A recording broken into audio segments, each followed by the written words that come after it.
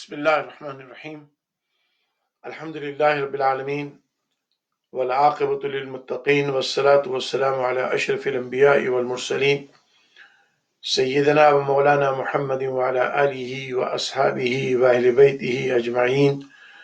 قال الله تبارك وتعالى في شأن حبيبه إن الله وملائكته يصلون على النبي يا أيها الذين آمنوا صلوا عليه وسلموا تسليما اللهم صل على سيدنا ومولانا محمد وعلى آلہ وأصحابہ اجمعین۔ میرے واجب الاحترام برادران اسلام، میری بہن اور بچوں، السلام علیکم ورحمۃ اللہ وبرکاتہ۔ جیسے کہ پچھلے پیر سے ہم الحمدللہ میں نے اپنے والد محترم، اپنے پیر و مرشد، اپنے استاد حضرت علامہ مولانا سید محمد ریاض الدین سہروردی رحمۃ اللہ علیہ کے کلام پر اور ان کے کلام کو قرآن اور حدیث کی روشنی میں انشاءاللہ اس کی تشریح بیان کرنے کا ایک سلسلہ شروع کیا تھا، لیکن پچھلے پیر کو اس میں بیسیکلی حضرت علامہ سید محمد ریاض الدین سہروردی رحمۃ اللہ علیہ کے حالات زندگی پر بات ہوتی رہی۔ لازمی طور پر ہمارے پیر مرشد کی زندگی ایک بہت بڑی کتاب ہے، جس کو ہم 1 گھنٹے، آدھا گھنٹے، 2 گھنٹے میں اس کو پورا طریقے سے اس کو کور نہیں کر سکتے۔ لہذا آپ کے بہت سارے شاگردوں نے، مریدوں نے، عقیدت مندوں نے مجھ سے یہ کہا ہے کہ ان کی زندگی کے اور بھی بہت سارے پہلو ہیں جن پر ابھی بات نہیں ہوئی ہے، تو وہ کہہ رہے تھے کہ اس سے پہلے کہ میں ان کے کلام کو قرآن و حدیث کی روشنی میں اس کی نعت شریف اور منقبہ شریف کو قرآن و حدیث کی روشنی میں اس کی تشریح آپ کے سامنے پیش کروں، تو ان کی زندگی کے کچھ اور واقعات اور حالات ہیں جن کو ہمارے ساتھیوں نے کہا ہے کہ آپ ان پر بھی روشنی ڈالیں۔ لہٰذا آج انشاءاللہ اس پروگرام میں بھی بجائے اس کے کہ ان کی شاعری پر بات کی جائے، انہی کے کچھ حالات، کیونکہ یہ بہت ضروری ہے۔ ایک شاعر ہو، ایک ادیب ہو، ایک آرٹسٹ ہو، ایک مصور ہو، اور اسی قسم کے دوسرے فنون لطیفہ کے لوگ ہوں، دے آر ویری کریٹو۔ وہ اللہ تبارک و تعالیٰ ان کو وہ صلاحیت پیدا دیتے ہیں کہ وہ اپنی اس صلاحیت کو، اللہ کی مہربانی کو استعمال کرتے ہوئے ایک ایسی چیز کو بنائیں، تخلیق کریں جو ان کے ذہن کی عکاسی کرتی ہو، جو ان کے شوق کو ظاہر کرتا ہو۔ تو ایک مصور جب تصویر بناتا ہے تو لازمی طور پر اس میں اس کا ذوق اور اس کا شوق ہوتا ہے۔ ایک شاعر جب شاعری کرتا ہے تو اس کی شاعری میں اس کی ذات کا ریفلیکشن ضرور ہوتا ہے، چاہے وہ نمایاں نہ ہو، لیکن شاعری کے انداز سے پتہ چل جاتا ہے۔ اسی لیے حضرت علامہ سید محمد ریاض الدین سہروردی رحمۃ اللہ علیہ کی شاعری کا جائزہ لینے سے پہلے یہ ضروری ہے کہ ہم ان کی شخصیت کو اچھی طرح سمجھیں کہ اللہ نے ان کو کیسا بنایا تھا، اور ان کا مزاج کیسا تھا، ان کے معاملات کیسے تھے، ان کی شاعری میں جو رنگ نظر آتا ہے، محبت رسول کا، عشق رسول علیہ الصلوۃ والسلام کا، بزرگان دین کی عقیدت کا، اسلام کی محبت کا، دین کی محبت کا، یہ جو اور مثبت پہلو جو اس میں نظر آتا ہے، لازمی طور پر اس میں ان کی شخصیت کا ایک بہت بڑا دخل ہوتا ہے، کیونکہ انسان اپنے تخیل سے بناتا ہے۔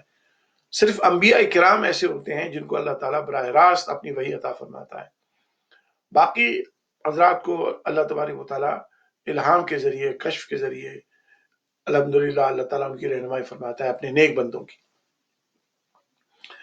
تو حضرت علامہ سید محمد ریاض الدین سہروردی رحمۃ اللہ علیہ کے حالات و واقعات کو سمجھنے سے پہلے آپ یہ دیکھ لیجئے، جیسے کہ ہم سب جانتے ہیں کہ علامہ سید محمد ریاض الدین سہروردی اور ہم ان کی اولاد ہیں، تو آپ سید ہیں، اور آپ کا جو شجرہ ہے وہ مختلف واسطوں سے ہوتا ہوا سیدنا امام جعفر صادق رضی اللہ تعالیٰ عنہ پہ جاتا ہے، اور امام جعفر صادق کے ذریعے پھر آپ مولا علی کرم اللہ وجہ الکریم، اور پھر سیدنا فاطمہ الزہرا رضی اللہ تعالیٰ عنہ، پھر نبی علیہ الصلوۃ والسلام تک یہ بات پہنچ جاتی ہے۔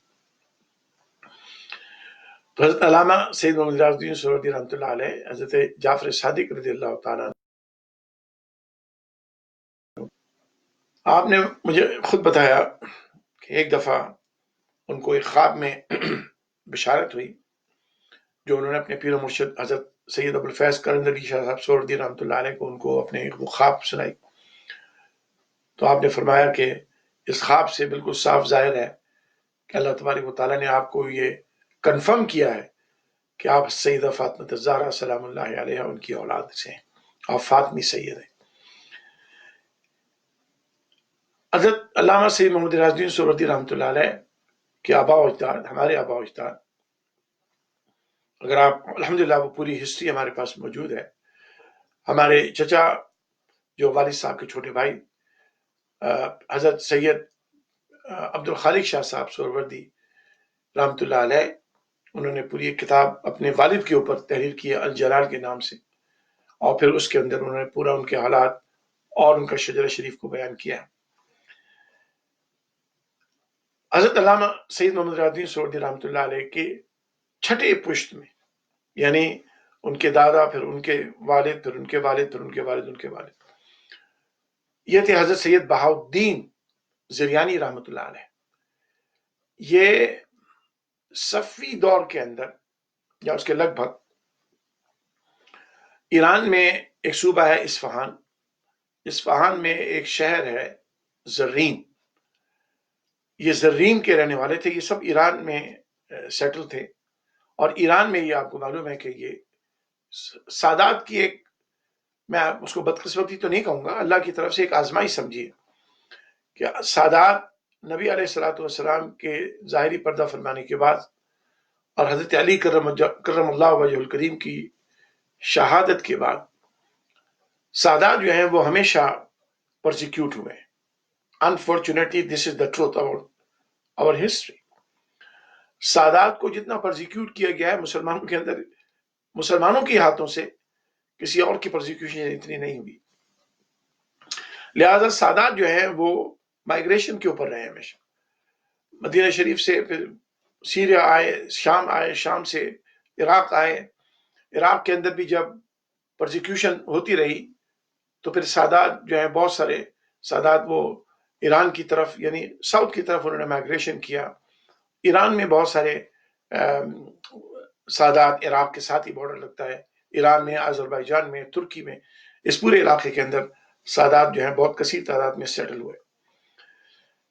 لیکن جب صفوی دور حکومت آیا تو سادات کی پرسیکیوشن اس لحاظ سے بھی ہو گئی کہ وہاں پر ایک شیعہ سنی کانفلکٹ بہت بڑا پیدا ہوا.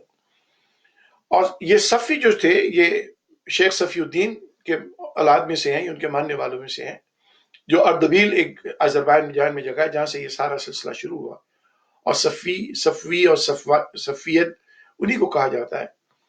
صفی یہ سب سنی مسلم تھے، بعد میں ان لوگوں نے شیعہ مکتب فکر کو اپنایا، اور یہ پھر آپ کو معلوم ہے کہ ایران میں ان کی حکومت بنی جو 1501 سے لے کر 1739 تک، اور بلکہ اس کے بعد تک بھی ان کا اثر رہا. تو اس دوران، ان 2 صدیوں کے دوران بہت سارے لازمی طور پر سنی مسلمانوں کو کنورٹ کیا گیا شیعہ اسلام کی طرف. اور ایران میں، آذربائیجان میں، بحرین میں، یہ پورا گلف ریجن جتنا بھی ہے، یہ صفوی دور کے اندر میجورٹی شیعہ کا اس لیے ہوا کہ لازمی طور پر وہ صفوی حکمران جو تھے، تو ان میں جو الحمدللہ تبدیل نہیں ہوئے، انہوں نے پھر مائگریشن شروع کی. تو اب آپ دیکھیے کہ جو ہندوستان کے اندر آپ کو سادات کی اتنی بڑی تعداد نظر آتی ہے، اس میں موسٹلی سنی صوفیہ کرام ہے، موسٹلی اس میں سنی صوفیہ کرام ہے. اور وہ صوفیہ کرام پرسیکیوشن کی وجہ سے صفوی دور کے اندر وہ مائگریٹ کیا، انہوں نے بھاگے وہ وہاں سے اپنی جان بچانے کے لیے، اور ہندوستان میں آ کر آباد ہوئے. تو ہندوستان میں بھی آپ دیکھیے 5-6 جگہ ایسی ہیں جو اس میں سادات کی بہت بڑی تعداد موجود ہے. اکثر سادات جو ہیں وہ انہوں نے کشمیر میں آ کے آباد ہوئے. اس زمانے میں کشمیر ایک ہی تھا، مقبوضہ کشمیر، آزاد کشمیر، یہ سارا علاقہ ایک ہی تھا. سندھ کے اندر بہت سادات آباد ہوئے اس میں آ کے. پھر اگر آپ ہندوستان میں نارتھ میں چلے جائیں تو وہاں بہار کے اندر بہت بڑی تعداد سادات کی آباد ہوئی. حیدرآباد دکن کے اندر بہت بڑی تعداد جو ہے وہ، کیونکہ اس زمانے میں حیدرآباد میں کافی پراسپر علاقہ تھا یہ، تو یہاں پر آ کے بہت سارے سادات جو ہیں وہ حیدرآباد دکن میں آباد ہوئے، بہار شریف میں آباد ہوئے، ادھر کشمیر میں، اور کشمیر میں تو بہت بڑی تعداد سادات کی آباد ہوئی ہے، اور اس کے بعد سندھ کے اندر بہت بڑی تعداد آباد ہوئی ہے۔ اس کے علاوہ کچھ اور علاقے ہندوستان کے ہیں جہاں پر آپ کو سادات ایک بڑے کثیر، گجرات میں، گجرات کے اندر جا کے، یعنی ہندوستان کا جو گجرات ہے اس میں آپ کو سادات کی، بڑے بزرگوں کی آپ کو مزارات آپ کو ملیں گے۔ پانی پت کے اندر حضرت سید شاہ ولایت رحمۃ اللہ علیہ یہ سادات میں سے ہیں، سہروردی سلسلے سے ہیں۔ تو یہ سب لوگ جو ہیں اس میں بہت سارے بہت پہلے بھی آئے، صفی دور سے پہلے کے بھی ہیں بزرگان دین۔ حضرت خواجہ غریب نواز رحمۃ اللہ علیہ صفی دور میں نہیں، بہت پہلے آپ ہندوستان تشریف لے آئے تھے، داتا گنج بخش اس سے پہلے تشریف لائے، 900 سال، تقریباً 1000 سال ہونے والا ہے۔ تو یہ سارے بزرگان دین آئے، لیکن صفی دور کے اندر بہت بڑی مائگریشن ہوئی ہے سادات کی، عام سادات کی، جو پھر ہندوستان میں آ کر سیٹل ہوئے، پھر ادھر وسطی ایشیا کی طرف بہت سارے لوگ چلے گئے۔ تو اسی طرح سے حضرت بہاؤالدین زریانی رحمۃ اللہ علیہ اسی دور کے اندر یہاں کشمیر میں آئے، صوبہ اصفہان سے، زرین سے، اور کشمیر میں آ کے یہ سیٹل ہوئے، اور یہ کشمیر میں بارہمولہ جو شہر ہے وہاں پر آپ وہاں سیٹل ہوئے، اور وہیں پر حضرت سید مفتی اعظم کشمیر حضرت سید محمد پیر جلال الدین چشتی رحمۃ اللہ علیہ وہ پیدا ہوئے، جو حضرت علامہ سید محمد ریاض الدین سہروردی رحمۃ اللہ علیہ کے والد محترم۔ تو اس طرح سے یہ الحمدللہ یہ پورا ایک سلسلہ ہے جو اللہ کے فضل و کرم سے جاری ہے، اور اللہ تبارک و تعالیٰ اس کو قائم رکھے۔ حضرت علامہ سید محمد ریاض الدین سہروردی رحمۃ اللہ علیہ، جیسے کہ میں نے پچھلے پروگرام میں بھی عرض کیا تھا کہ آپ جے پور میں پیدا ہوئے، اور آپ کی جو والدہ محترمہ تھیں وہ جے پور کی رہنے والی تھیں، اور آپ کا تمام ننہال جتنا ہے وہ جے پور راجستھان کا ہے۔ تو آپ کی جو پہلی شادی ہوئی تھی علامہ سید محمد ریاض الدین سہروردی رحمۃ اللہ علیہ کی، وہ جے پور کے پاس ہی راجستھان میں ایک دوسرا علاقہ ہے جھانسی جسے کہا جاتا ہے، جھانسی میں انہی کے رشتہ داروں میں ایک خاتون تھی، ان کے ساتھ ان کی شادی ہوئی۔ یہ جانتے ہوئے بھی علامہ ریاض الدین سہروردی رحمۃ اللہ علیہ اپنے ماں باپ کے اتنے فرما بردار کہ والدہ کا کہنا تھا کہ اس بچی سے انہوں نے شادی کرنی ہے، اور اس بچی کو ایک بڑی سخت بیماری بھی تھی، لیکن خاندان کا حکم تھا، والدہ کا حکم تھا، آپ نے اس بیمار بچی سے بھی شادی کر لی، اس عورت سے شادی کی، اور لیکن کیونکہ وہ بہت بیمار تھی، اس کو ایک بڑی خطرناک بیماری تھی، تو وہ کچھ عرصے کے بعد ان کا انتقال ہو گیا۔ ان سے علامہ ریاض الدین سہروردی کی کوئی اولاد نہیں، وہ بہت مختصر شادی رہی، اور اس کے بعد ان کا جب انتقال ہو گیا تو بہت کچھ عرصے کے بعد علامہ سید محمد ریاض الدین سہروردی رحمۃ اللہ علیہ نے جے پور کے اندر ہی، جھانسی ہی کے علاقے میں، اپنے ہی عزیزوں میں شادی کی، دوسری شادی کی آپ نے، جس سے حضرت علامہ سید محمد ریاض الدین سہروردی رحمۃ اللہ علیہ کو اللہ نے 2 بچے عطا کیے۔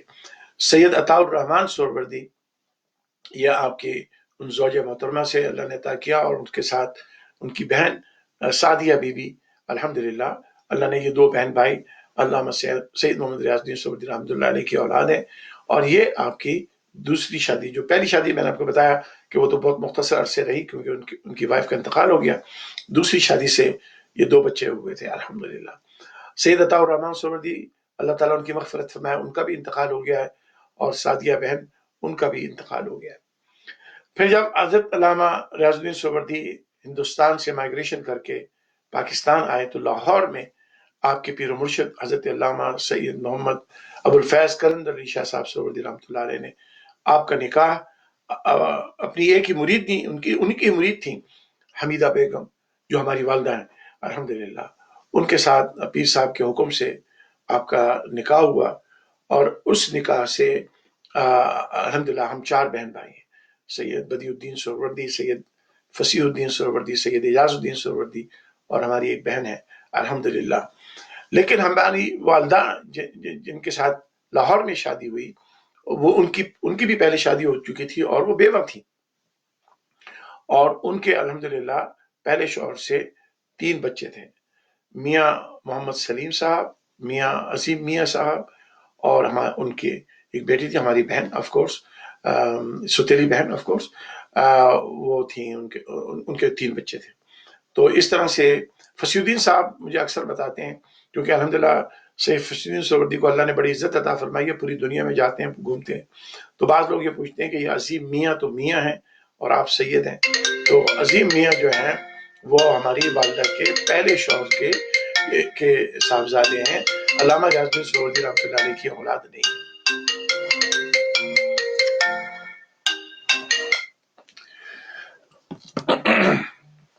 تو عظیم میاں جو ہے ہمارے بھائی ہیں، آف کورس ہمارے اسٹیپ بردر ہیں، لیکن وہ حضرت علامہ سید محمد ریاض الدین سہروردی رحمۃ اللہ علیہ کی اولاد نہیں ہے۔ اور سلیم میاں کا بھی انتقال ہو گیا ہے، اللہ تعالیٰ ان کی مغفرت فرمائے، اور ان کی جو بہن ہے، جو ہماری سوتیلی بہن ہے، وہ بھی الحمدللہ حیات ہیں، اللہ تبارک و تعالیٰ۔ عظیم میاں صاحب آج کل بیمار ہیں، اللہ تعالیٰ ان کو صحت عطا فرمائے اور ان کی عمر میں برکت عطا فرمائے۔ یہ میں نے اس لیے بتایا کہ ہمارے کچھ ساتھیوں نے کہا تھا کہ آپ ان کا یہ پورا بتائیے، ان کا background, family background, شجرہ اور ان کی اولاد اور یہ ساری چیزیں، تو اس لیے میں نے اس کا ذکر کر دیا آپ کے ساتھ۔ حضرت علامہ سید محمد ریاض الدین سہروردی رحمۃ اللہ علیہ کی زندگی کے جو امرتسر کی زندگی ان کی تھی، اس کے میں نے کچھ حالات میں نے پچھلے پروگرام میں بیان کیے تھے۔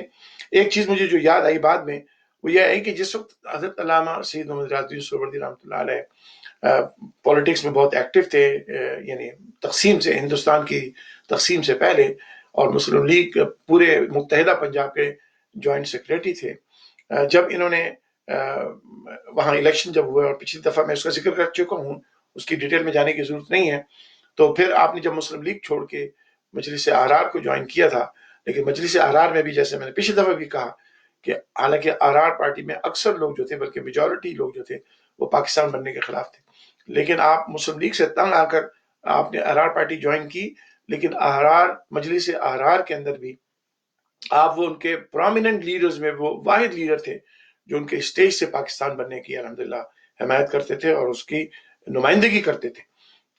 تو یہی وجہ ہے کہ ان کو الحمدللہ حضور کے صدقے میں یہ اعزاز حاصل ہے کہ پاکستان بننے کے اندر جو ان کی قربانی ہے، لازمی طور پہ بے شمار لوگوں نے قربانیاں دی ہیں، ان کی قربانیوں کو بھی ہم نظر انداز نہیں کر سکتے، اور وہ میں نے آپ کو پچھلے پروگرام میں بتائی ہیں تفصیل کے ساتھ۔ تو جب انہوں نے متحدہ مسلم لیگ کو چھوڑ کر مجلس احرار میں آئے، تو وہاں پر کچھ پولیٹیشین تھے، کچھ نواب وڈیرے ان قسم کے لوگ، تو انہوں نے علامہ سید محمد ریاض الدین سہروردی کے اس فیصلے کے نتیجے میں ان کے خلاف امرتسر کے اندر جلوس نکالا، اور اس جلوس کے اندر انہوں نے علامہ سید محمد ریاض الدین سہروردی کا ایک جنازے کا ماڈل لے کے گئے کہ یہ ریاض الدین سہروردی کا جنازہ ہے۔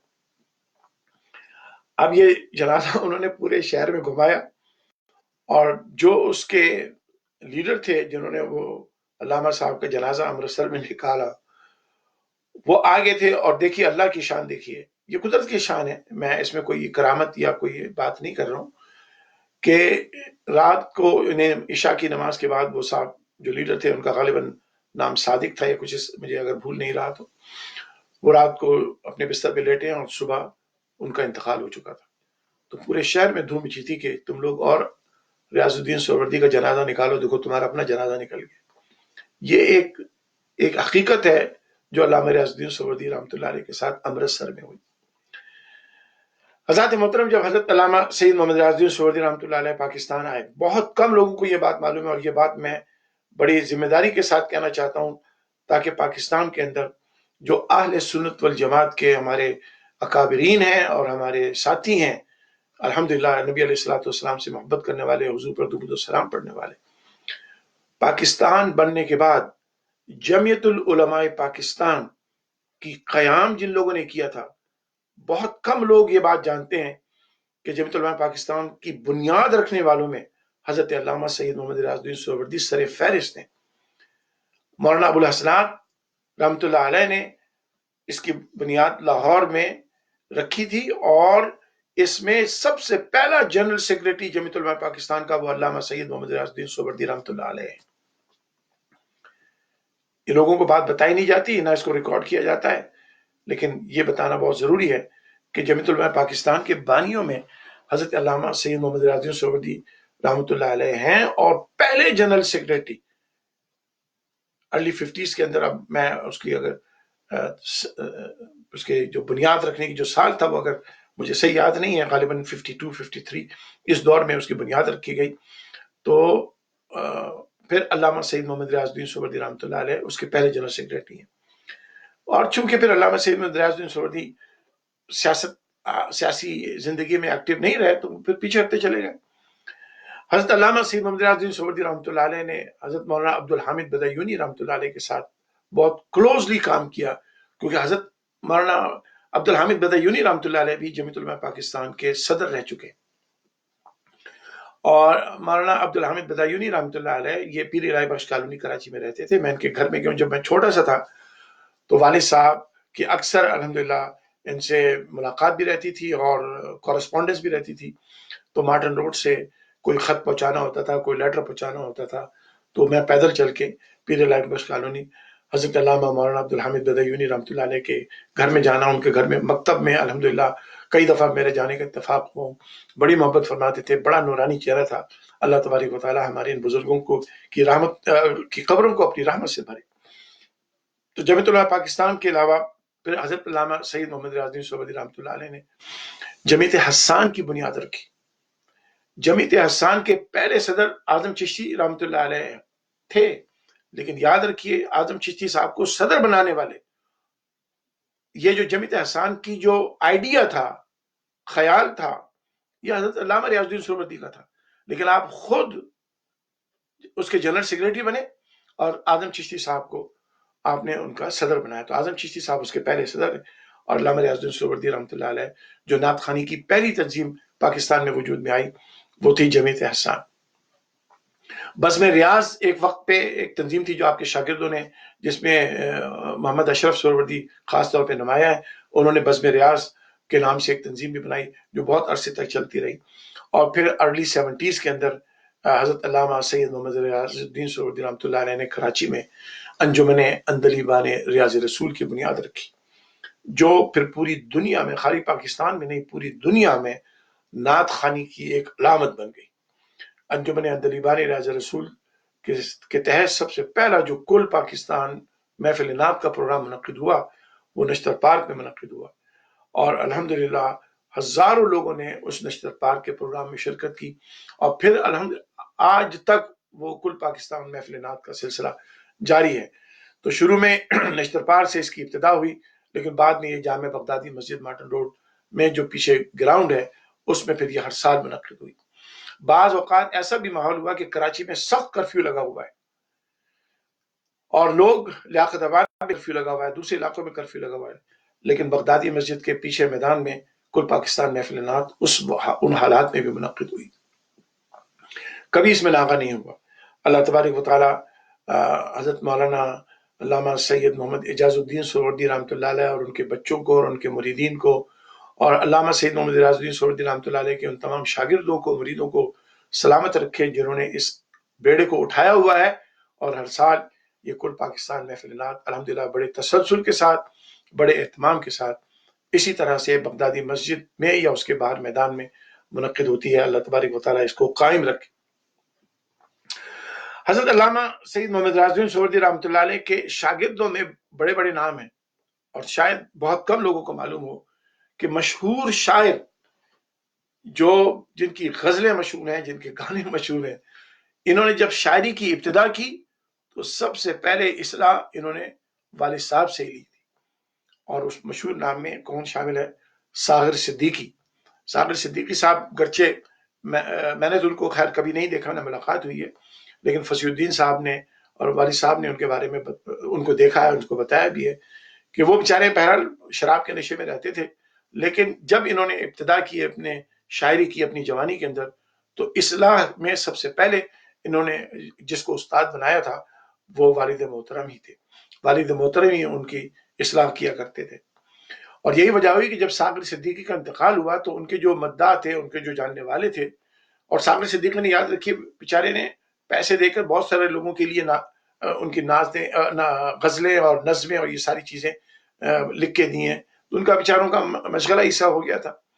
لیکن ساغر صدیقی کا جب انتقال ہوا تو ان کے جو مداحین تھے ان کو پتا تھا کہ ساغر صدیقی کے سب سے پہلے استاد علامہ ریاض الدین سہروردی ہیں. لہٰذا حضرت علامہ ریاض الدین سہروردی کو کراچی سے خاص طور پہ بلایا گیا، اور ساغر صدیقی کی قبر کے اوپر جو کتبہ لگانا تھا وہ والد صاحب ہی نے اس کو رکھا، کیونکہ وہ والد صاحب لوگوں کی خواہش یہ تھی کہ ان کے استاد جو ہیں یا کے ساغر صدیقی کی قبر پہ خطبہ لگائے. تو بہرحال یہ ایک بات تھی. اور مشہور شاعر بھی اور نعت خوان بھی خالد محمود نقشبندی، یہ بھی والد صاحب کے شاگردوں میں سے ہیں. الحمدللہ والد صاحب کے بے شمار شاگرد ہیں، اندازہ نہیں، ہزاروں کی تعداد میں ان کے شاگرد ہیں. نعت کالج کی جب سے بنیاد رکھی تو اس میں تو شاگردوں کا ایک سیلاب آ گیا، جس کے نتیجے میں پوری دنیا کے اندر ان کے شاگرد نعت خوانی کے حوالے سے پھیلتے چلے گئے. کل پاکستان محفل نعت الحمدللہ آج بھی ہو رہی ہے، اور اللہ تبارک و تعالیٰ اس کو قائم و دائم رکھے. حضرات محترم، والد صاحب کی ایک چیز ہے جو میں اس بات کو بڑے حساس طریقے سے دیکھتا ہوں. میں اگر سادات کی ہسٹری اگر آپ سادات کی ہسٹری پڑھیں، نبی علیہ الصلوۃ والسلام سے لے کر جتنے بھی سادات بزرگان دین گزرے ہیں، آپ کو یہ محسوس ہوگا نبی علیہ الصلوۃ والسلام تو وراء الورا ہیں، لیکن سادات میں جو بزرگان دین ہیں ان کی میں بات کرتا ہوں، اور جو الحمدللہ دین کو سمجھنے والے ہیں، دین پر عمل کرنے والے ہیں. کیونکہ آج کل تو بہت سارے ایسے، اللہ معاف کرے، سید بھی ہو گئے جو دین تو کیا، وہ تو دین کے خلاف کام کرنے لگ گئے. تو میں تو ایسے لوگوں کو سید مانتے ہی نہیں ہوں. سب سے پہلی بات یہ، اب جو بھی ہوتا رہے وہ اللہ جانتا ہے. کیونکہ سید ہونے کا مطلب یہ ہے کہ تم پر تو زیادہ ذمہ داری ہے دین کی. تم اپنے آپ کو سید کہہ رہے ہو، مولا علی کی اولاد کہہ رہے ہو، رسول پاک علیہ الصلوۃ والسلام کی اولاد کہتے ہو، سیدہ فاطمہ الزہرا رضی اللہ تعالی عنہا کی اولاد کہتے ہو، تو تم کو تو زیادہ پابندی کرنی چاہیے. تو ایک سید ہو کر بدماشی کرے، ایک سید ہو کے بے حیائی کرے، ایک سید ہو کے قادیانی ہو جائے، ایک سید ہو کے کسی اور مذہب میں چلا جائے، تو یاد رکھیے اس کے خون میں کہیں نہ کہیں ملاوٹ ضرور ہوئی ہے. وہ اپنے آپ کو سید کہتے رہیں. سید وہی ہے جو رسول اللہ علیہ الصلوۃ والسلام کا کے دین پر قائم رہے، دین کے دفاع میں یعنی چابک دست رہے، اور دین کے لیے کھڑا ہونے کی صلاحیت ہو، اور دین پر باعمل. ٹھیک ہے، خون کا رشتہ انسان کا اپنی جگہ ہے، لیکن جو سید ہوگا، جس کے جسم میں مولا علی کا خون ہوگا، حضرت فاطمہ الزہرا رضی اللہ تعالی عنہ کا خون ہوگا، نبی علیہ الصلوۃ والسلام کی خونی نسبت ہوگی، وہ کبھی دین سے بیزار نہیں ہوگا. بڑی معذرت کے ساتھ یہ میں بات کہتا ہوں، یہ ذمہ داری ہے سادات کی کہ وہ اس دین کی حفاظت کریں جو ان کے آباء و اجداد نے دنیا میں پھیلایا، جن کو رسول اللہ صلی اللہ علیہ وسلم کو اللہ نے انتخاب کیا کہ وہ خاتم النبیین بنا کر بھیجے گئے. تو انسان سید بن جائے اور پھر اس کے بعد بدماشی کرے، تو یہ سادات کو زیب نہیں دیتا ہے. اور ایسے آدمی کو سادات کہنا بھی ٹھیک ہے، اللہ جانتا ہے حقیقت کیا ہے.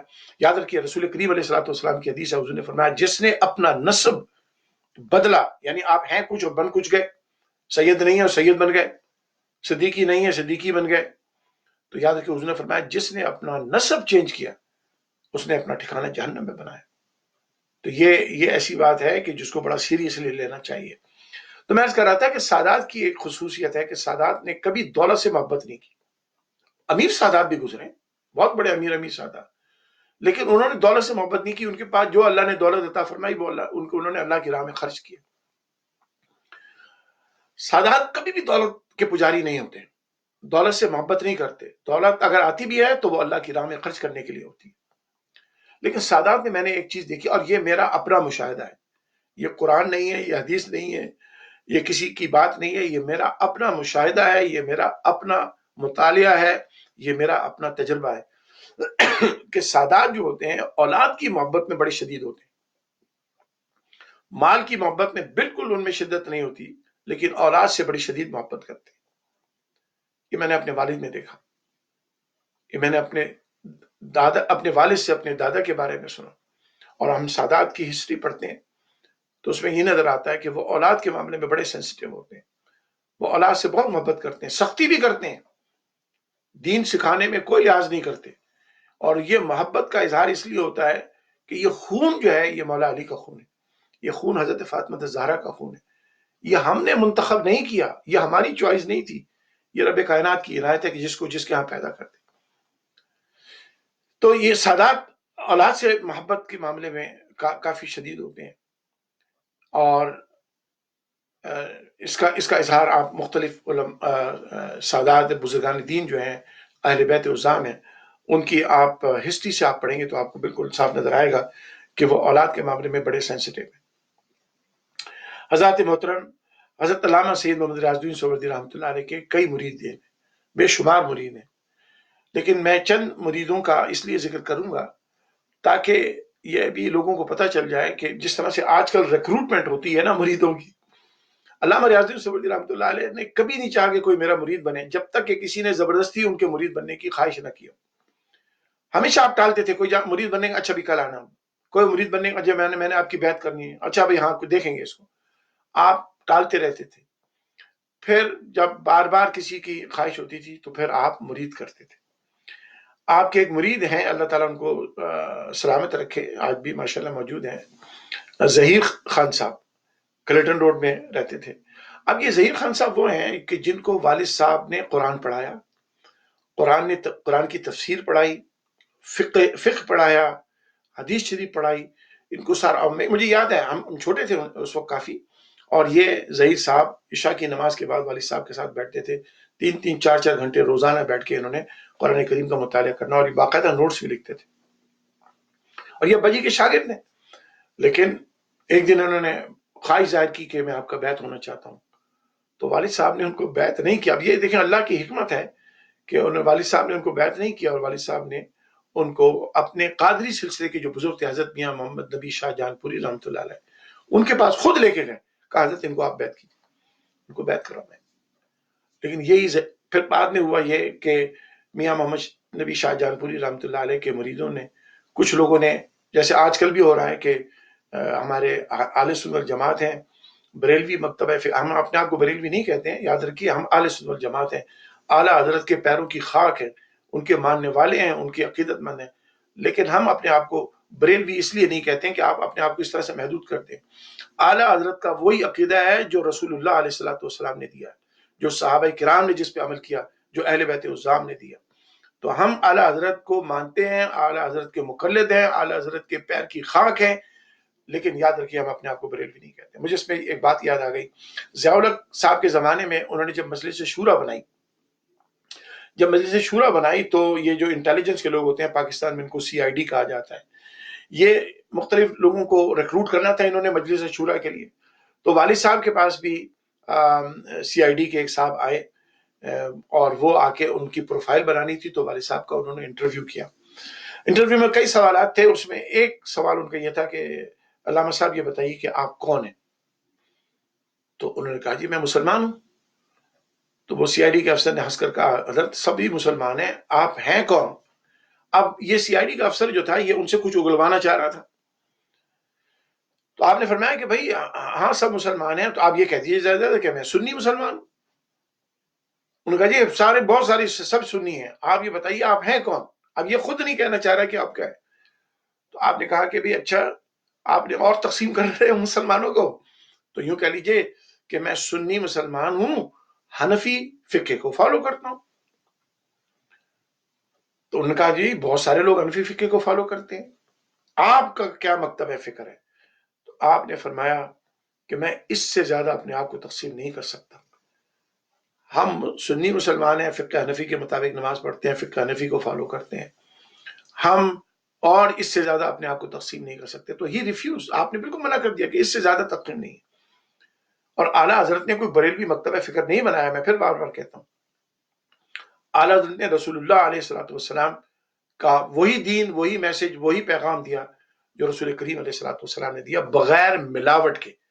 یاد رکھیے باقی جگہ ملاوٹ آئی ہے، اسی وجہ یہ کہتے ہیں کہ اہل سنت جماعت کا جو عقیدہ اعلیٰ حضرت کا عقیدہ ہے، یہی وہ عقیدہ ہے جو صحابہ کرام کا بھی ہے، یہی وہ عقیدہ ہے جو اہل بیت عظام کا بھی ہے، یہی وہ عقیدہ ہے جو 1400 سال تمام علماء کرام کی میجورٹی کا عقیدہ ہے۔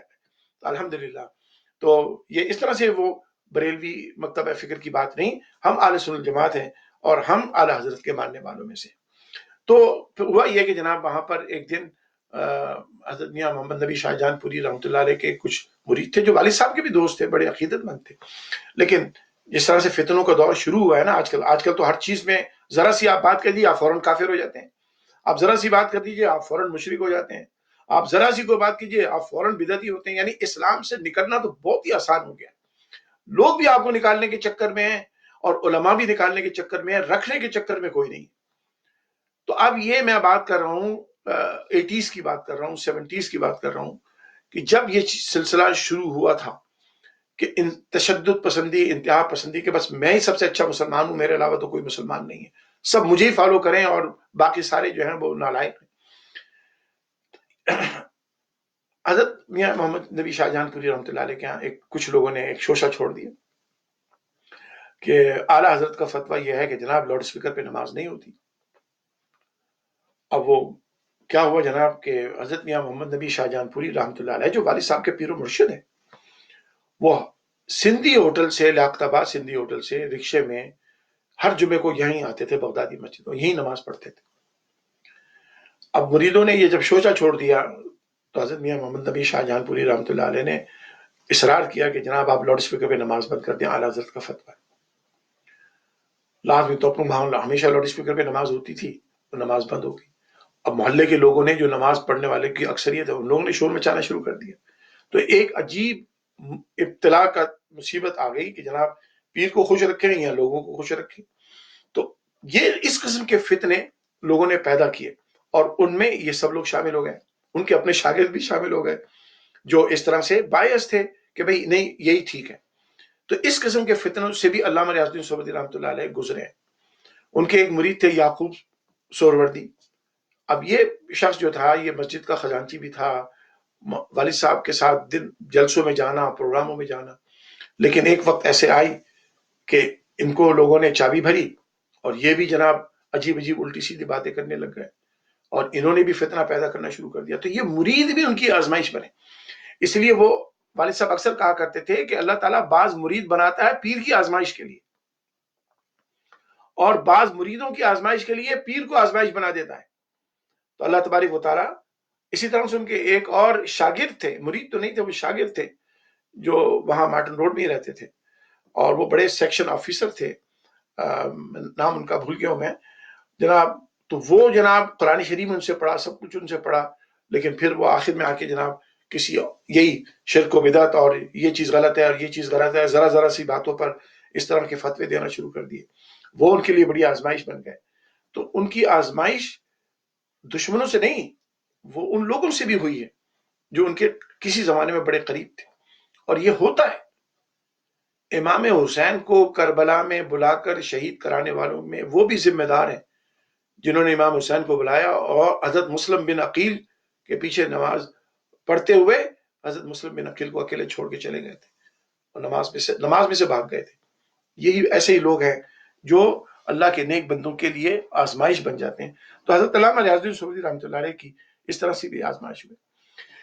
حضرت میاں اقبال حمید سہروردی رحمۃ اللہ علیہ جو والد صاحب کے پیر بھائی ہیں، اور حضرت ابوالفیض سید قلندر علی شاہ صاحب سہروردی رحمۃ اللہ علیہ کے بڑے خلیفہ ہیں۔ حضرت چودھری اقبال حمید صاحب رحمۃ اللہ علیہ نے ہمیشہ کل پاکستان محفل نعت کی سرپرستی کی، لیکن ایک وقت ایسا آیا کہ ان کے مریدوں میں سے انہوں نے ایسا شوشہ چھوڑ دیا کہ جناب یہ کل پاکستان محفل نعت ہوتی ہے، اس پہ تو ہزاروں روپے خرچ ہوتا ہے، تو اس کو بند کیا جائے، اس کو پیسے کو ضائع ہونے سے بچایا جائے۔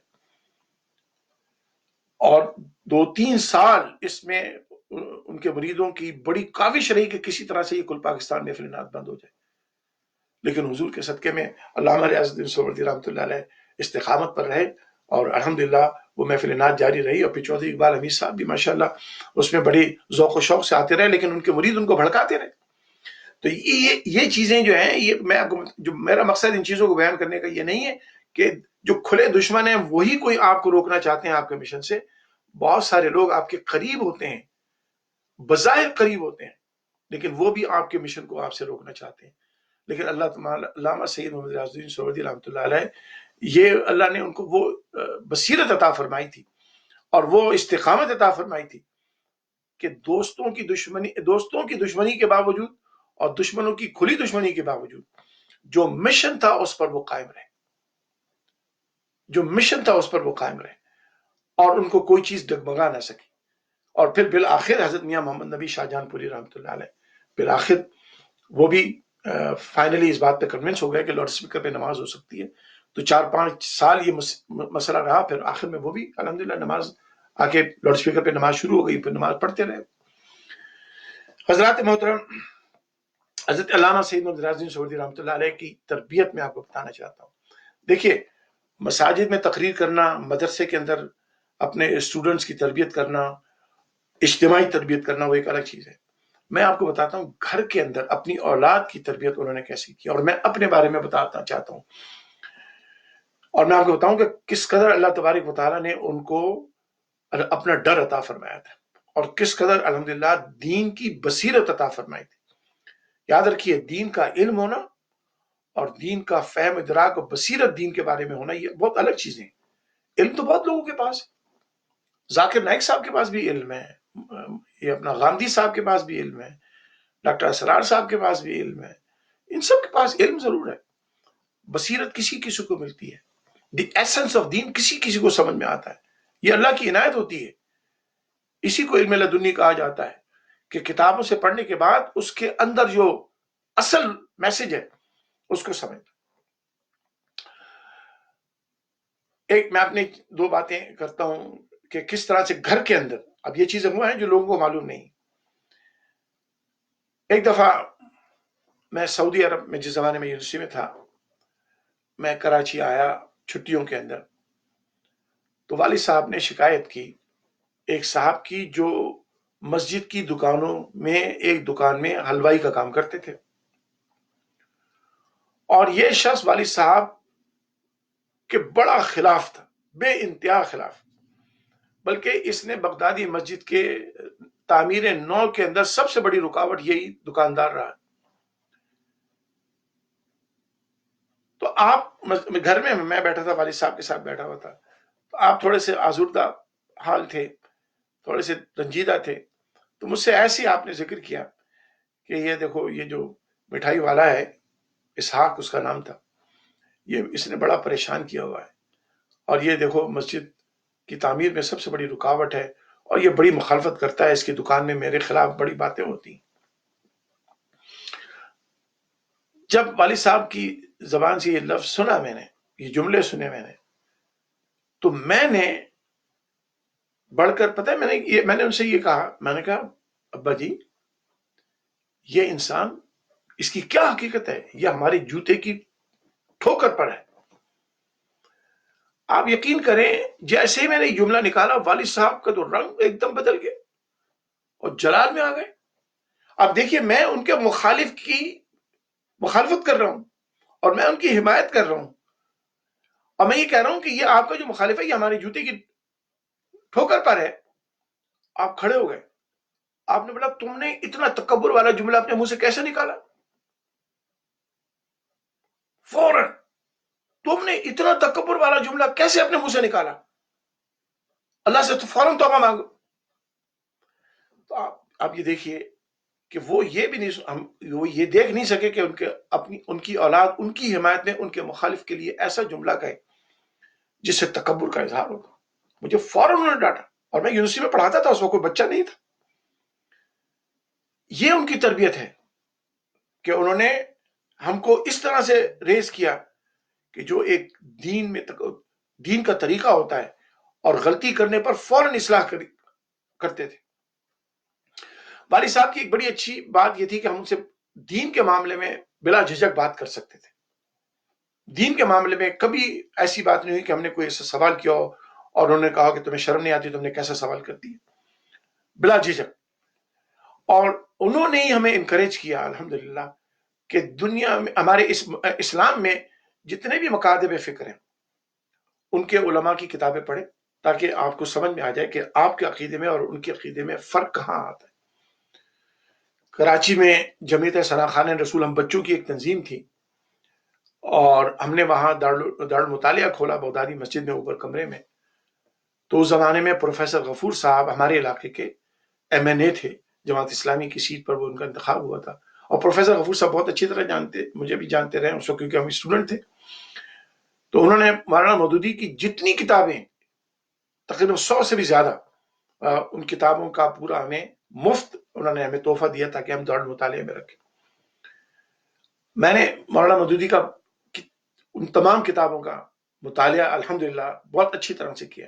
والد صاحب نے کبھی نہیں کہا کہ تم ان کی کتابیں مت پڑھو، کیونکہ والد صاحب نے ہماری تربیت بڑی سخت کی ہوئی تھی، ہمیں بتا دیا تھا ہماری تعلیم کے دوران جب ہم مدرسے میں پڑھ رہے تھے دارالعلوم سعودیہ میں کہ سچ کیا ہے جھوٹ کیا ہے، اور دوسرے مکاتب فکر کے لوگ عقیدہ اہل سنت والجماعت کے کاؤنٹر میں جو بات کرتے ہیں وہ کتنی کمزور ہے اور کیوں کمزور ہے. تو وہ ہماری تربیت تھی. تو ہم نے تمام مکاتب فکر، شیعہ مکتبہ فکر، سنی مکتبہ فکر، دیوبندی مکتبہ فکر، اہل حدیث سب کو پڑھا. لیکن انہوں نے جب ایک دفعہ کیا ہوا کہ قادیانیوں نے اپنا ایک رسالہ بھی ایک ہمارے دارالمطالعے کے لیے خود سبسکرپشن اس کی بنا دی، بھیجنا شروع کر دیا. تو ان کا وہ رسالہ ہوتا تھا الفضل. تو وہ جب آیا تو میں اتفاق سے اس کو پڑھ رہا تھا، تو والد صاحب نے دیکھا مجھے، الفضل کہنے یہ کیا پڑھ رہا ہوں؟ میں نے کہا یہ کتاب ہے، یہ رسالہ ہے جو قادیانی لوگوں نے ہمارے لیے فری سبسکرائب کرایا. تو آپ نے فرمایا بیٹا ابھی تم اس کو نہیں پڑھنا. صرف اس سے روکا ہم کو، کہنے کہ ابھی اس کو نہیں پڑھنا، تمہیں ابھی اور مضبوط ہونا ہے اور تمہیں ابھی اور دین سیکھنا ہے. تم ابھی اتنے قادیانی مکتبہ فکر جو ہے وہ اتنے دھوکے کے ساتھ، اتنے جیسے کہتے نا کہ کڑوی گولی کے اوپر بڑا شوگر کوٹنگ کر کے وہ زہر دینے کرنے کی کوشش کرتے ہیں.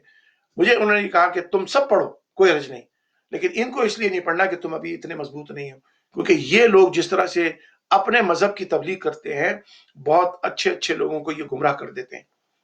اس سے ہمیں روکا انہوں نے. الحمدللہ اس کے بعد ہم نے پڑھا ہے قادیانیوں کی کتابیں، مرزا صاحب کی کتابیں میرے پاس پڑھی یہاں پر. لیکن اس وقت چونکہ ہم نوجوان تھے، اسکول میں اسٹوڈنٹ تھے 10ویں 11ویں جماعت میں، تو اس نے کہا نہیں ابھی نہیں، ابھی تم کو نہیں پڑھنا، اس کو بعد میں پڑھنا. تو یہ وہ چیزیں ہیں جو الحمدللہ والد صاحب نے ہماری تربیت کے اندر اس کو رکھا، اور بڑی چھوٹی چھوٹی چیزوں کا آپ جائزہ لیتے تھے اور رہنمائی فرمایا کرتے تھے. میں نے کراچی میں الیکشن لڑا، سٹی کونسلر کا، کراچی سٹی کونسلر کا الیکشن لڑا، اپنے حلقے سے الیکشن لڑا. اس زمانے میں یونیورسٹی NED یونیورسٹی میں انجینئرنگ پڑھ رہا تھا، اور یہ آج کل ہمارے جو بھائی ہیں ماشاءاللہ ثروت اعجاز صاحب، یہ میرے چیف پولنگ ایجنٹ تھے. ان سب کا لیڈر میں ہی تھا. اللہ تبارک و تعالیٰ ثروت اعجاز کو خوب برکت عطا فرمائے اور ان کو ہمت عطا فرمائے. یہ کلنٹن روڈ میں رہتے تھے. تو ان سب کا جو لیڈر تھا وہ میں ہی تھا اس زمانے میں وہاں پر. تو الیکشن لڑا میں نے.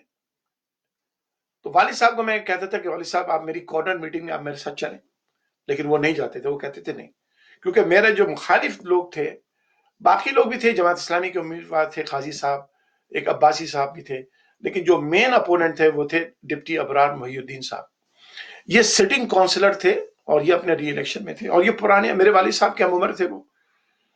تو اور والد صاحب سے ان کی بڑی اچھی دوستی بھی تھی.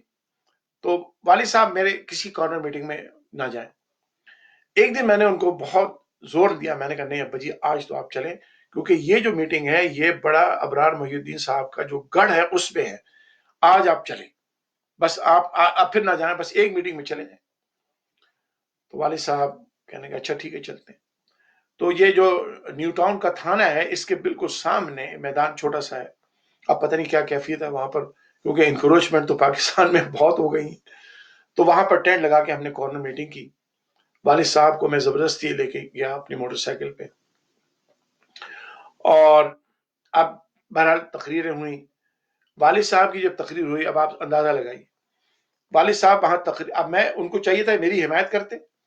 والد صاحب تقریر میں کہتے ہیں کہ دیکھیں یہ میرا بیٹا ہے، یہ کھڑا ہو گیا الیکشن میں، اس کو میں نے بہت منع کیا ہے، یہ مانتا نہیں ہے، اب آپ کی مرضی ہے آپ اس کو ووٹ دیں، لیکن یہ میں آپ کو بتا دوں کہ ابرار محی الدین صاحب میرے بہت اچھے دوست ہیں، اور ابرار محی الدین صاحب کی میں بہت عزت کرتا ہوں. یہ میرا بیٹا ہے ضرور ہے، لیکن یہ الیکشن میں اپنی مرضی سے کھڑا ہوا ہے، آپ کی مرضی ہے کہ آپ اس کو ووٹ دیں یا ابرار صاحب کو ووٹ دیں. یہ انہوں نے کہہ کے آ گئے. تو اس طرح سے والد صاحب نے الحمدللہ ہماری تربیت کی ہے، ہماری رہنمائی کی ہے، کہ وہ جس حق بات ان کی زبان پر اپنی اولاد کے لیے بھی اگر وہ سمجھتے تھے کہ یہ بات صحیح نہیں ہے، وہ اس کو کہتے ہوئے پرائیویٹ لائف یعنی گھر کی تنہائی میں بھی، کہ وہ اس سے جھجکتے نہیں تھے. والد صاحب کے اساتذہ میں ایک بڑا نام ہے حضرت مولانا محمد ادریس میرٹھی. یہ مولانا محمد ادریس میرٹھی وہ ہیں جنہوں نے والد صاحب کو فارسی پڑھائی ہے، کیونکہ والد صاحب منشی فاضل بھی تھے. منشی فاضل اس زمانے میں، اب تو پتہ نہیں ہوتا ہے کہ نہیں ہوتا ہے، یہ کورسز ہوتے تھے آرٹس کے یعنی لینگویجز کے کورسز ہوتے تھے. تو منشی فاضل وہ کورس تھا جس میں فارسی زبان کی سرٹیفکیشن حاصل ہوتی تھی. تو محمد ادریس میرٹھی، حضرت مولانا محمد ادریس میرٹھی، یہ جامع بن نوریہ جو جس کو اس زمانے میں نیو ٹاؤن کہا جاتا تھا، اس میں مدرس تھے اور بڑے سینئر مدرس تھے اور دیوبند مکتبہ فکر کے تھے. اور والد صاحب ان کی بڑی عزت کرتے تھے اور یہ والد صاحب کی بڑی عزت کرتے تھے. الحمدللہ سید اعجاز الدین سہروردی کو جب قرآن کریم حفظ کرنے کا خیال ہوا تو حضرت مولانا محمد ادریس میرٹھی ہی نے الحمدللہ وہاں پر والد صاحب کے کہنے پر سید محمد اعجاز الدین سہروردی صاحب کو الحمدللہ قرآن کریم حفظ کی کلاسوں میں داخلہ بھی الحمدللہ وہاں ان کو ملا.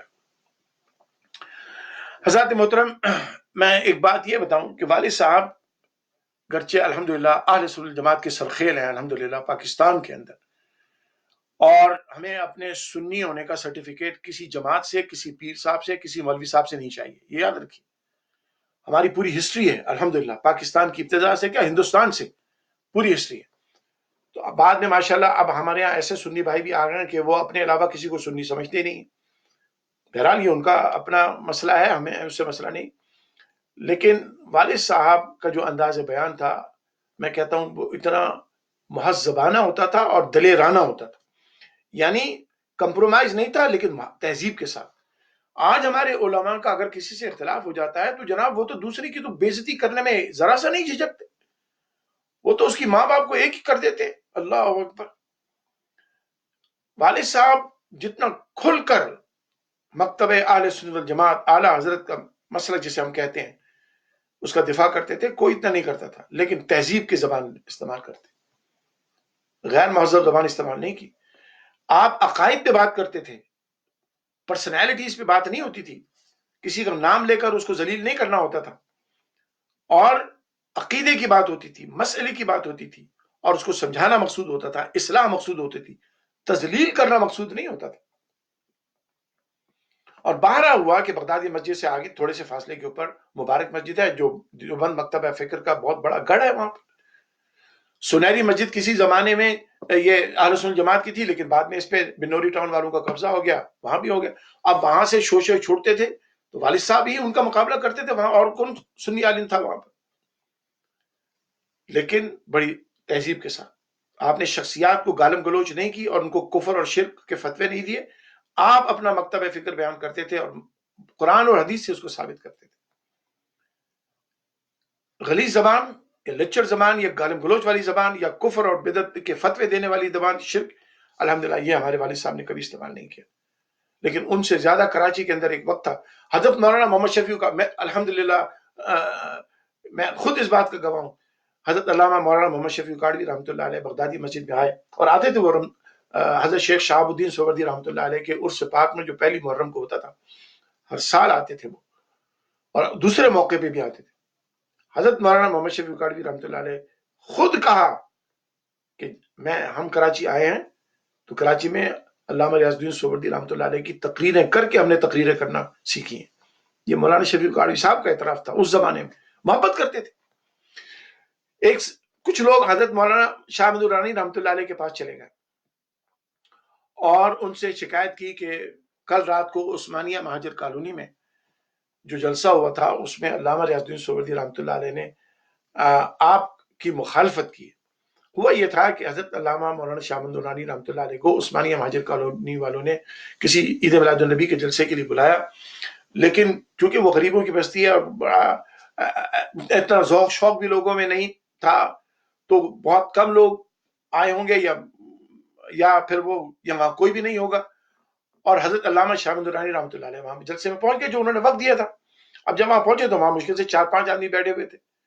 تو مولانا شاہ احمد درانی رحمۃ اللہ علیہ آپ نے فرمایا کہ دیکھو یہاں تو کوئی ہے ہی نہیں، صرف انتظامیہ کے وہ لوگ بیٹھے ہوئے، باقی لوگ کہاں ہیں، اور آپ نے جو مجھے وقت دیا تھا میں اس وقت پہ پہنچ گیا ہوں. تو حضرت نورانی میاں رحمۃ اللہ علیہ پاس سے چلے گئے. تو یہ عثمانیہ مہاجر جو جلسے کا انتظام کر رہے تھے یہ بھاگے بھاگے بغدادی مسجد آ گئے، وہاں سے قریب کہ حضرت وہ تو ہمارا تو معاملہ خراب ہو گیا، نورانی میاں ناراض ہو کے چلے گئے، اس وقت لوگ نہیں آئے تھے، تو اب لوگ آ گئے تو براہ کرم آپ آ جائیں.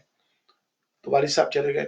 تو والد صاحب کیونکہ الحمدللہ ان تمام بزرگ علماء سے سینئر عالم تو آپ نے اپنی تقریر میں یہ کہہ دیا کہ بھائی نورانی میاں ناراض ہو کے نہیں جانا چاہیے تھا، وہ وہاں رہتے، اور چاہے ایک آدمی بیٹھا ہوا تھا، اور رسول پاک صلی اللہ علیہ وسلم کی حدیث پاک بھی ہے نا کہ میری بات کو پہنچاؤ، چاہو ایک آدمی تک پہنچاؤ۔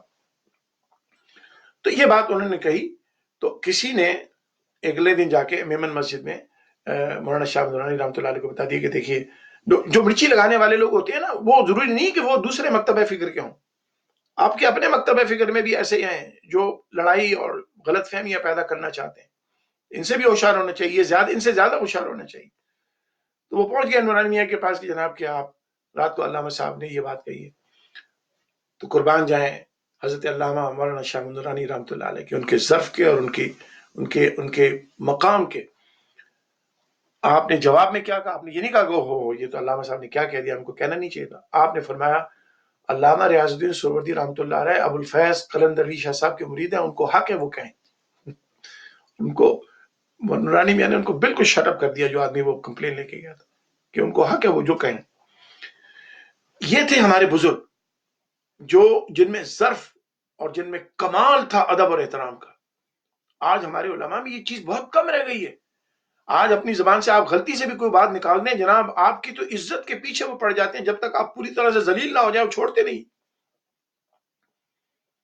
علامہ ریاض الدین سہروردی ہوں، حضرت علامہ شاہ نورانی رحمۃ اللہ علیہ ہوں، میرے والد صاحب، ہمارا گھر جو تھا چاہے وہ ایک کمرے کا تھا، لیکن اس میں الحمدللہ میں نے بچپن سے لے کر علماء کو آتے جاتے دیکھا۔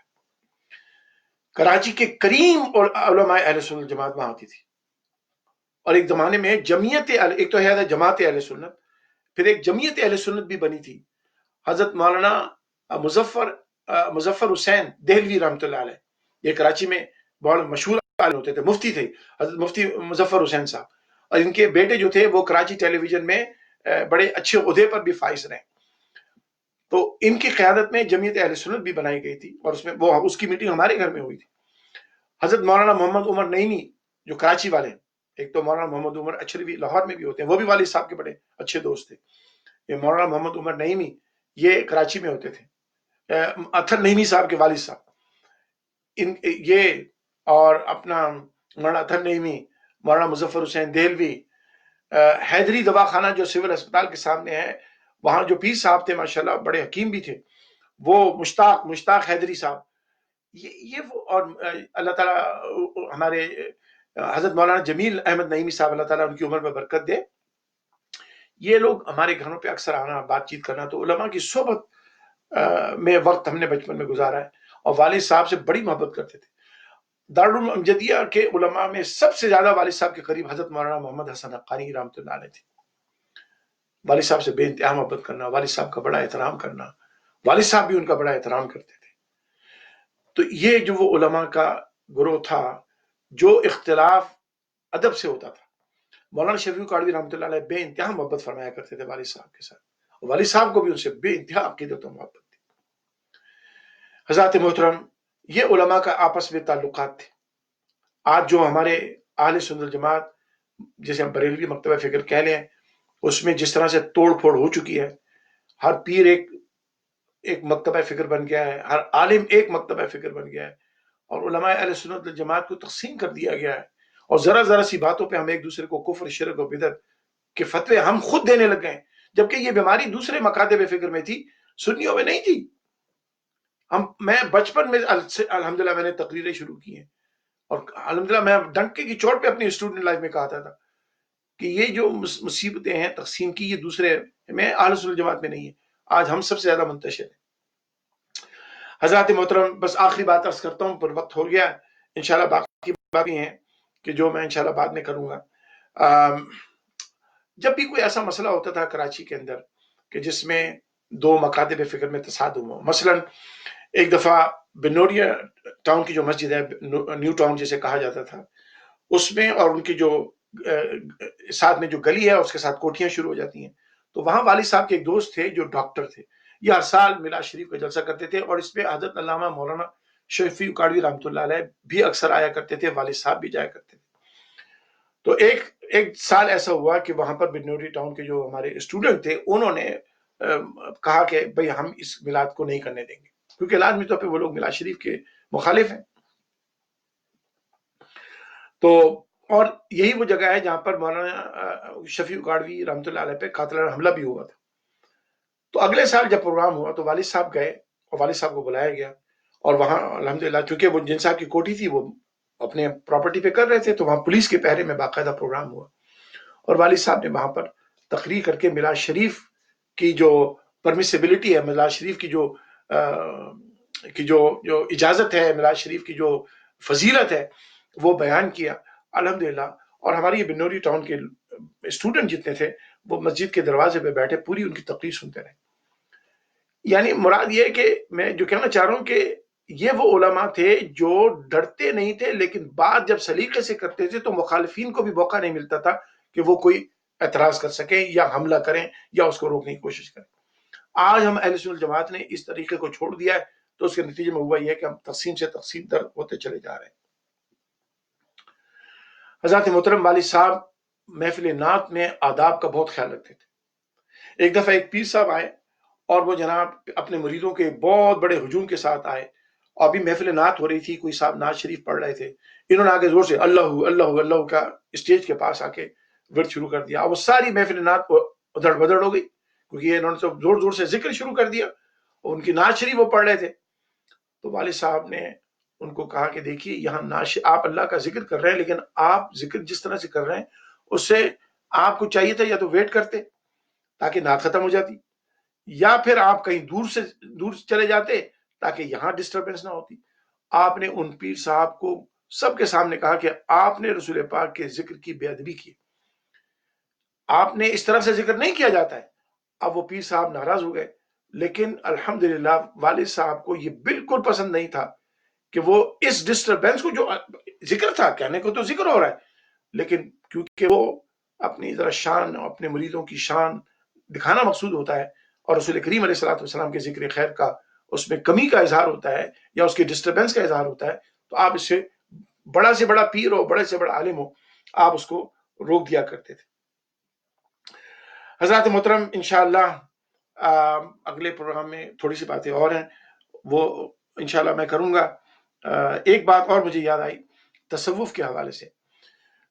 دیکھیے الحمدللہ ہم صوفیہ کی اولاد ہیں, صوفیوں کے ماننے والے ہیں, لیکن یاد رکھیے والد صاحب ہمیشہ اس بات کے قائل تھے اور ہمیشہ کہتے تھے کہ طریقت شریعت کے تابع ہوتی ہے.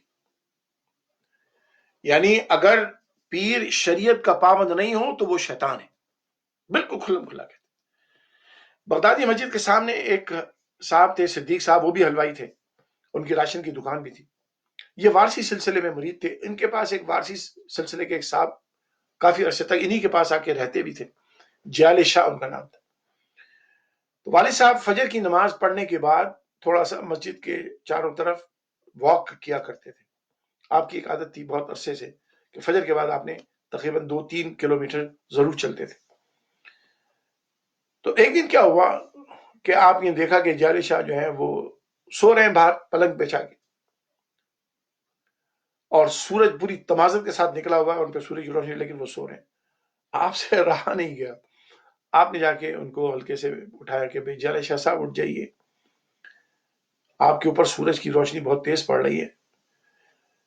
اور وہ ان کو روزانہ دیکھتے تھے لیکن کبھی کچھ نہیں کہا, لیکن آج انہوں نے ان کو اٹھایا. تو آپ نے کہا کہ جیال شاہ صاحب میں روزانہ آپ کو دیکھ رہا ہوں کہ میں جاتا ہوں فجر کی نماز پڑھنے مسجد, لیکن آپ سوتے رہتے ہیں, اور سورج نکل آتا ہے اور آپ سوتے رہتے ہیں. تو آپ فجر کی نماز نہیں پڑھتے, اور آپ ماشاءاللہ یہ کیا ہوتا ہے, وہ وارسی سلسلے کے ہمارے بزرگ لوگ پہنتے ہیں, وہ کیا اس کو احرام اس کو بولتے ہیں, یلو کلر کا ہوتا ہے یا پنک کلر کا ہوتا ہے. تو آپ یہ ماشاءاللہ پیر بنے ہوئے ہیں آپ, لیکن آپ نماز تو پڑھتے نہیں, سوتے رہتے ہیں سب کے سامنے آپ.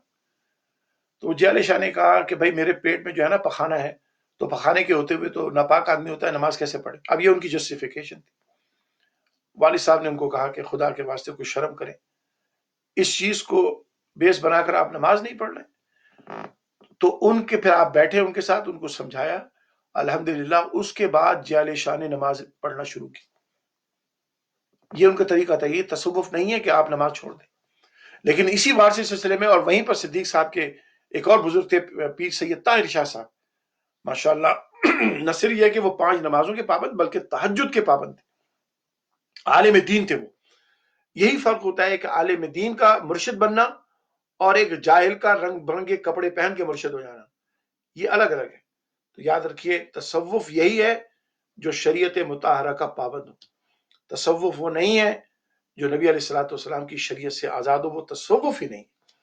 تصوف اسلام کی بنیاد ہے، تصوف اسلام کا ایسنس ہے، خمیر ہے، کیونکہ تزکیہ نفس اسلام کی ضرورت ہے اور تصوف ہی تزکیہ نفس کرنے والا علم ہے. اللہ تبارک و تعالی ہمیں تصوف پر عمل کی توفیق عطا فرمائے اور دین کے اوپر خالص نیت سے، اخلاص نیت سے کام، اس پہ عمل کی توفیق عطا فرمائے. حضرت علامہ سید محمد ریاض الدین سہروردی رحمۃ اللہ علیہ کی اور تمام بزرگان دین کے اللہ تبارک و تعالی درجات بلند فرمائے. انشاءاللہ اگلے پیر کو پھر 9 بجے پاکستان کے وقت کے مطابق ملاقات ہوگی. وما علینا الا البلاغ.